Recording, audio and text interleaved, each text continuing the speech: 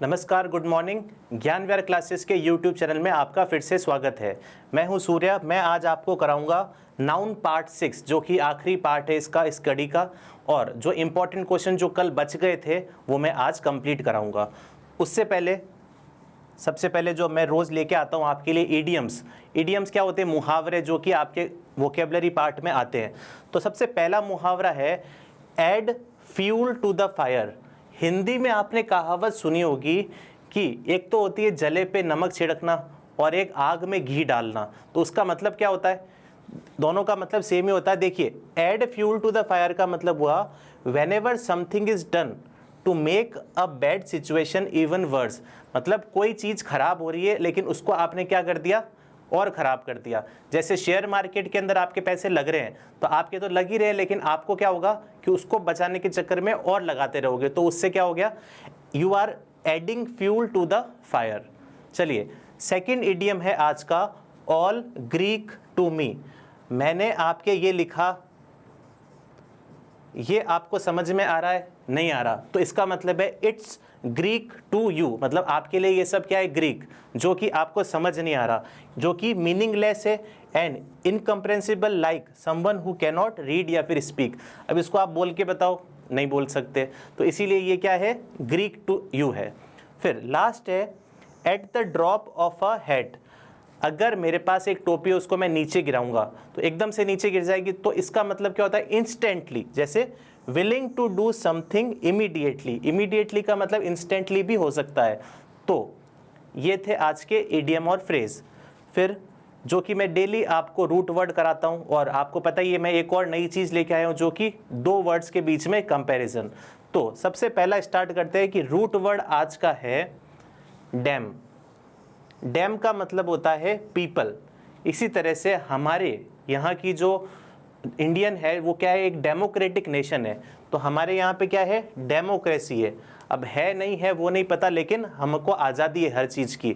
Government by the people, मतलब हम लोगों को, हम जो है पॉलिटिशियंस को क्या करते हैं? इलेक्ट करते हैं। तो इसको क्या किया जाता है? डेमोक्रेसी की, गवर्नमेंट बाय द पीपल। अभी अभी देखिए, एक होता है एंडेमिक। एंडेमिक का मतलब क्या होता है? Affecting a large number of people. मतलब कोई बीमारी है, जो कि बीमारी या फिर कोई तरह का फाइनेंशियल क्राइसिस हो रहा है। तो एपिडेमिक का मतलब होता है कि कोई बहुत ही लार्ज ग्रुप को ये क्या करे? अफेक्ट करे। उसी तरह से अगला वर्ड है एंडेमिक। एंडेमिक का मतलब होता है peculiar to a particular people और लोकेलिटी। जैसे फॉर एग्जांपल जोधपुर है, जोधपुर के अंदर शास्त्री नगर इलाका है, तो वो वाला इलाका क्या हो गया? थोड़ा सा गड़बड़ हो गया। तो एक पर्टिकुलर एरिया की जब हम बात करते हैं तो उसको कहते हैं एंडेमिक। और जो अफेक्टिंग अ लार्ज नंबर, मतलब हमको नहीं पता लार्ज है, लेकिन उसको कहते हैं एपिडेमिक। फिर नेक्स्ट वर्ड जो कि अभी इंपॉर्टेंट चल रहा है वो क्या है? पेंडेमिक। पेंडेमिक का मतलब होता है जनरल या फिर यूनिवर्सल। कोविड-19 यानी कि कोरोना एक पेंडेमिक बीमारी है। मतलब एक तो वो एपिडेमिक तो है ही, साथ में क्या है? यूनिवर्सल है। तो इसीलिए ये वर्ड्स कुछ इंपॉर्टेंट है, क्योंकि अभी हम इस वक्त से गुजर रहे हैं, तो वर्ड्स भी इंपॉर्टेंट आते हैं। फिर अगला है डेमोग्राफिक। ग्राफ का मतलब क्या होता है? इस तरह से होता है, इस तरह से ग्राफ चलते हैं, ठीक है। तो डेमोग्राफिक का मतलब क्या है? Vital and social statistics of population. India की पॉपुलेशन फॉर एग्जांपल मैंने कहा 2011 के अंदर यहाँ पे थी, ठीक है, थोड़ी सी कम हुई 2015 तक, और फिर उसके बाद 2021 तक यहाँ पे बढ़ गई। तो इस चीज़ को हम क्या कहेंगे? डेमोग्राफिक। चलिए, ये थे रूट वर्ड। अब जो मैं नई चीज़ आपके लिए लेके आया वो क्या है? दो वर्ड्स। और दो वर्ड्स जो आज के हमारे हैं, एक है इमिग्रेट, एक है एमिग्रेट। एक आई से स्टार्ट होता है, एक ई से स्टार्ट होता है। तो इससे पहले मैं आपको कुछ बता देता हूं। आई एन का मतलब क्या? इन का मतलब होता है अंदर जाना। एग्जिट का मतलब होता है बाहर जाना। इसी तरह से ये वर्ड्स इसीलिए समझा रहा हूं मैं कि इससे आपको बहुत ही ज़्यादा अच्छे से क्लियर हो जाएगा। फिर एक इंपोर्ट होता है, एक होता है एक्सपोर्ट। तो इंपोर्ट का मतलब होता है कि हम कोई चीज़ इंपोर्ट कर रहे हैं, मतलब हम कोई चीज़ हमारे देश में ला रहे हैं, और एक्सपोर्ट का मतलब होता है कि हम यहाँ से भेज रहे हैं किसी दूसरे देश में। तो देखिए समझ लीजिए ये है इंडिया और ये है समझ लीजिए कनाडा। बहुत सारे लोग कनाडा आजकल जाते हैं क्योंकि वहाँ पे बहुत ही ज़्यादा स्कोप है। तो अगर इंडिया से मैं कोई सामान भेजता हूँ तो हम तो कर रहे हैं एक्सपोर्ट, लेकिन कनाडा वाले क्या कर रहे हैं, इंपोर्ट। और अगर हम कुछ कनाडा से मंगाते हैं तो हम कर रहे हैं इंपोर्ट और ये करा रहे हैं एक्सपोर्ट। तो आप तो इन और एग्जिट को ध्यान रखें। आई से जो वर्ड आता है इसका मतलब है हम अंदर ले रहे हैं, और ई से जो वर्ड आता है हम बाहर छोड़ रहे हैं। इसी तरह से अगर किसी पर्सन की बात की जाए तो जो इंडिया से कनाडा जाएगा, फॉर एग्जाम्पल समझ लीजिए मैं ही जा रहा हूँ, तो जब मैं इंडिया से जाऊँगा तो मैं क्या बन जाऊँगा, एमिग्रेट बन जाऊँगा इंडिया के लिए। और पर्सन के लिए हम क्या लगाते हैं, एमिग्रेंट वर्ड। तो मैं इंडिया के लिए क्या बन जाऊँगा, एमिग्रेंट, क्योंकि मैं एग्जिट कर रहा हूँ। और कनाडा के लिए मैं क्या बन जाऊँगा, इमिग्रेंट। ठीक है, समझ गए बात को। अब अगर मैं कनाडा से आ रहा हूँ तो इसका वाइस वर्सा हो जाएगा। तो ये एक इम्पॉर्टेंट वर्ड्स हैं ये दो। ठीक है, एक होता है इमिग्रेट मतलब बाहर जाना, और एक होता है एक होता है इमिग्रेंट मतलब अंदर आना, और एक होता है एमिग्रेट जो मतलब बाहर जाना। चलिए आज वापस क्वेश्चन स्टार्ट करते हैं। 22 क्वेश्चन है आज। तो फर्स्ट क्वेश्चन आपका है, the ticket window remained closed through out the day. तो यहाँ पे आपको सबसे पहले एरर बताना है, उसके बाद फिर मैं आपको बताऊँगा। तो यहाँ पे लिखा हुआ है कि the ticket window remained close through out the day, मतलब कि पूरे दिन बंद रही। अब देखिए रिमेन्ड भी है और क्लोज्ड भी है, तो इन दोनों में से एक चीज़ हमको हटानी पड़ेगी। तो हम क्या करते हैं, रिमेन्ड क्लोज लगाना पड़ेगा यहाँ पे। तो इसका मतलब है कि the ticket window remained close through out the day. तो ऑप्शन नंबर बी में एरर है। सेकंड क्वेश्चन देखिएगा, बहुत ही सिंपल क्वेश्चन है, इसमें तो आपको कुछ करने की भी जरूरत नहीं है। There should be no furnitures, furnitures नहीं होता, क्या होता है, हमेशा फर्नीचर होता है। तो there should be no furniture in my room. Third question, order has been issued for his transfer to another district, मतलब ऑर्डर इशू हो चुका है कि उसका दूसरी डिस्ट्रिक्ट में ट्रांसफ़र हो रहा है, but he has not received them so far, लेकिन उसको अभी तक नहीं मिला है। तो यहाँ पे ही हैव रिसीव्ड देम नहीं आएगा, क्या आएगा, he has not received it so far, क्योंकि ऑर्डर है और ऑर्डर रिसीव नहीं हुआ, तो देम नहीं आएगा, क्या आएगा, इट। ऑर्डर के लिए हम क्या लगाएंगे, इट का यूज़ करेंगे। क्वेश्चन नंबर 4 आज का देखिए, आप एक बार 4, 5, 6 आप देख लीजिए, उसके बाद मैं आपको बताता हूँ।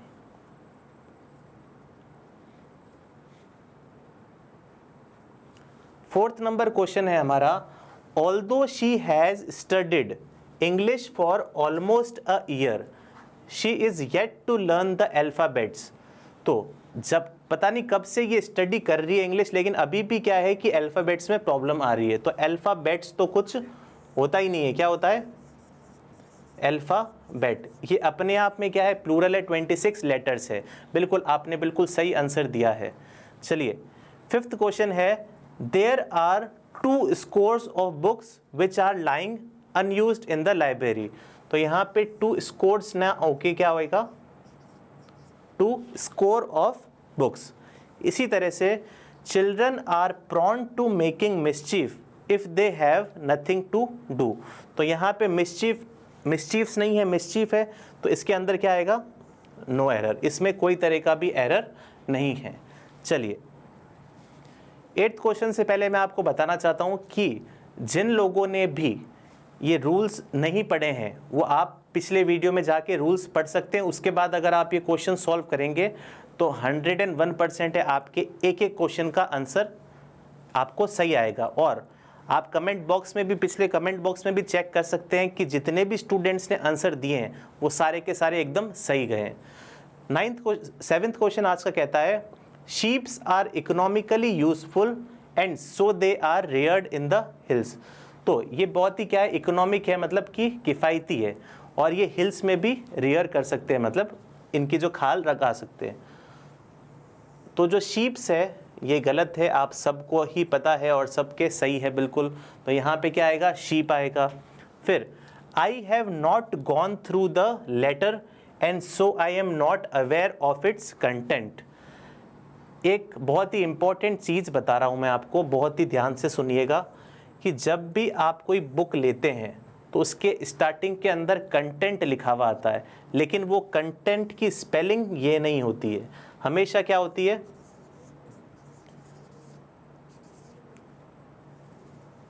कंटेंट्स होती है। क्या होती है, कंटेंट्स। तो हमेशा आप अब की बार जब भी आप देखिएगा तो हम आपको पक्का देखेंगे क्या मिलेगा, कंटेंट्स मिलेगा। तो इसका आंसर है कंटेंट्स, एस आएगा। 9th क्वेश्चन है आज का, I shall not attend the meeting since I have many works to complete within allocated time. आपको मैंने पहले भी बताया था कि वर्क्स नहीं होता है, क्या होगा, वर्क ही होगा। वर्क्स का मतलब है कि किसी के लिटरेरी वर्क्स, यानी कि शेक्सपियर ने इतनी सारी बुक्स लिखी है, हरिवंश राय बच्चन ने इतने सारे वर्क्स हैं उनके, मतलब खूब सारी बुक्स लिखी है, तो उसमें ये लगता है। लेकिन यहाँ पे क्या लगेगा, काम, और काम प्लूरल फॉर्म में नहीं होता, तो ये क्या होगा, वर्क होगा। फिर 10th क्वेश्चन आज का है, you should always be true to your words if you are to succeed in life. Sentence ये बिल्कुल सही है, लेकिन यहाँ पे क्या आएगा, टू योर वर्ड। ठीक है, you should always be true to your word if you are to succeed in life. ये जो you are to succeed in life है, ये ग्रामर के हिसाब से बिल्कुल परफेक्ट है, तो इसमें एरर निकालने की जरूरत नहीं है। बहुत सारे लोगों को कन्फ्यूजन होता है इस चीज़ में। फिर अगला क्वेश्चन देखिए, it is a pity that even 5 years old boys are engaged in hazardous factories. आपको पता ही है कि चूड़ी मेकिंग और जितनी भी पुरानी जो इंडस्ट्रीज है उसके अंदर अभी तक जो क्या करते हैं, 5 year old बॉय, यहाँ तक कि 14 years से पहले वालों को भी काम पे लगा देते हैं। तो इसका आंसर क्या है, it is a pity that even 5 year old boy, यहाँ पे ईयर्स नहीं होगा, क्या होगा, ईयर होगा। तो इसका अपन ने क्या किया था, एक रूल किया था कि जितने भी कंपाउंड नाउन है तो कंपाउंड नाउन हमेशा सिंगुलर फॉर्म में ही होते हैं। चलिए 12th क्वेश्चन है आज का, I gave him 200 rupees notes for depositing. तो यहाँ पे भी यही गलती है कि यहाँ पे 200 रुपीज़ नोट नहीं होगा, क्या होगा, 200 रुपी नोट्स। तो आ ही रहा है, प्लूरल तो फॉर्म है ही, तो इसका आंसर है ऑप्शन नंबर बी। ठीक है, तो ये भी क्या है, वही कंपाउंड नाउन का ही क्वेश्चन है। आज का क्वेश्चन नंबर 13 बैंक पीओ का क्वेश्चन है ये। It is not my business to give an advice to those who are not sensible enough to deal with their own problems. अब जब इतने बड़े क्वेश्चन आते हैं तो एक बार अपन सोचते हैं कि किस में एरर निकालें और उसको छोड़ देते हैं या तो, लेकिन इस चीज़ को छोड़ना नहीं है, बहुत ही सिंपल सा एरर होता है। एक वर्ड है यहाँ पे एडवाइस, तो यहाँ पे एडवाइस के साथ में आर्टिकल ए एन या द नहीं लगता, क्योंकि ये अनकाउंटेबल है। अनकाउंटेबल नाउन के साथ हम अगर लगाना चाहें तो क्या लगा सकते हैं, अ पीस ऑफ एडवाइस। ये भी मैंने आपको रूल्स में कराया हुआ है, आप चेक करिएगा बिल्कुल। It is not my business to give a piece of advice to those who are not sensible enough to deal with their own problems. इसका मतलब ये है कि मैंने क्या, ये मेरा बिजनेस नहीं, मतलब मैंने ये ठेका नहीं ले रखा है कि जो अपनी प्रॉब्लम से नहीं लड़ सकता उसको मैं एडवाइस क्यों दूं। ठीक है, तो ये इसका आंसर है। 14th क्वेश्चन है, I don't think it is your house, it is somebody's else. कल के ही रूल के अंदर मैंने आपको बताया था कि समबडीज एल्स नहीं होता है, इसकी जगह हम क्या लगाते हैं, समबडी एल्सेस। ठीक है, समबडी के साथ एपोस्ट्रोफी एस का यूज नहीं लगाते, तो एल्स के बाद में एल्सेस लगाएंगे।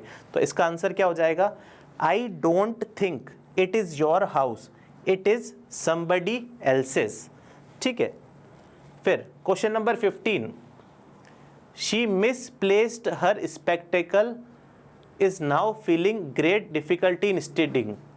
अब यहाँ पे स्पेक्टेकल क्या है, गलत वर्ड है, क्या आएगा, स्पेक्टेकल्स आएगा, क्या आएगा लास्ट में, यहाँ पे क्या आएगा, एस आएगा। इंपॉर्टेंट है ये, कुछ नाउन हमेशा प्लूरल फॉर्म में ही रहते हैं। आइज हमारी 2 है तो स्पेक्टेकल्स का भी क्या होगा, पेयर। चलिए, अरेबियन नाइट्स जो कि एक क्या है, किताब का नाम है। Arabian nights are a collection of very interesting episodes of adventure. अच्छा, ये एक मूवी भी है, तो अरेबियन नाइट्स तो एक ही है, तो इसके साथ क्या लगाएंगे, इज। फिर से नाउन का एक रूल याद दिला रहा हूँ, कुछ नाउन दिखने में लगते हैं प्लूरल लेकिन होते क्या है असली में, सिंगुलर। इसी तरह से 17th question, I hope to visit my uncle only next year during summer vacations. देखिए वापस एक बार पढ़िएगा, I hope to visit my uncle only next year during summer vacation. तो इसका आंसर आप लिखिए। तो इसके अंदर क्या है, कोई भी तरह का एरर नहीं है, नो एरर। तो यहाँ पे समर वेकेशन लिखना था लेकिन समर वेकेशंस लिख दिया, तो कोई तरह की प्रॉब्लम नहीं है, हो सकता है ये। चलिए 18th क्वेश्चन देखिए, ration has run out and the district magistrate has been informed. तो राशन एक ऐसा वर्ड है जो दिखने में सिंगुलर लगता है लेकिन होता प्लूरल है, तो यहाँ पे हैज़ नहीं आएगा, क्या आएगा, हैव आएगा। तो इसका आंसर है ration have run out. 19th question important, कि जब भी हम किसी निर्जीव वस्तु की बात करते हैं तो उसका अधिकार नहीं बता सकते, तो यहाँ पे ये गलत है, क्या आएगा, the wood of table is invested with might. अच्छा, अब ये इन्वेस्टेड नहीं है, ये क्या है, इन्फेक्टेड है। तो इन्वेस्टेड ये टाइपिंग मिस्टेक है, तो infected with mite and I am likely to dispose it of, मतलब जो वुड टेबल की वुड है वो ख़राब हो चुकी है और इस वजह से मैं उसको बाहर फेंकने वाला हूँ। 20th क्वेश्चन है, to moral of the army was high because the news coming from the front are very encouraging. देखिए, न्यूज़ आर कमिंग नहीं बोलते हम, हमेशा क्या बोलते हैं, न्यूज़ इज कमिंग बोलते हैं। तो इसका आंसर क्या होगा, to moral of the army was high because the news coming from the front is very encouraging. तो यहाँ पे आर नहीं आएगा, ये न्यूज़ के लिए लगा है हेल्पिंग वर्ब, तो आर नहीं आके क्या लगेगा, इज लगेगा। फिर 21st क्वेश्चन जो आज का है, I can't come to you now because a lot of works, a lot of works नहीं होता, आई लॉट ऑफ वर्क होगा। A lot of work remains to be done, मतलब मैं तुम्हारे साथ नहीं आ सकता क्योंकि मेरा बहुत सारा काम बाकी है।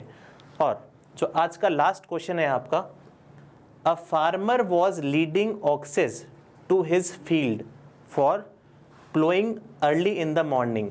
देखिए, एक ऑक्स तो ऑक्स कहते हैं, लेकिन अगर ज़्यादा हो जाते हैं तो ऑक्सेस नहीं होता, क्या होता है, ऑक्सन कहा जाता है। तो इसके अंदर आप बता सकते हैं ऑक्सेस गलत है, क्या आएगा इसकी जगह, ऑक्सन। ठीक है, तो ये थे आपके नाउन के कुछ क्वेश्चंस। अब नाउन आपका यहाँ पे कंप्लीट हो गया है। कल जो कि संडे है तो उसमें एक स्पेशल क्लास लग रही है जिसमें मैं आपको बताऊंगा कि आप अपने एंगर को कैसे कंट्रोल कर सकते हैं। दूसरी चीज़ बताऊंगा कि आप अपना दिन खुद अच्छे से मना सकते हैं, किसी दूसरे के हाथ में नहीं है आपका दिन। तो मैं आपको ये बताऊंगा। फिर प्रोनाउंसिएशन के कुछ वर्ड्स होंगे और मंडे से हम प्रोनाउन की क्लास स्टार्ट करेंगे। तो आज के लिए इतना ही। लाइक और शेयर करें। Thank you.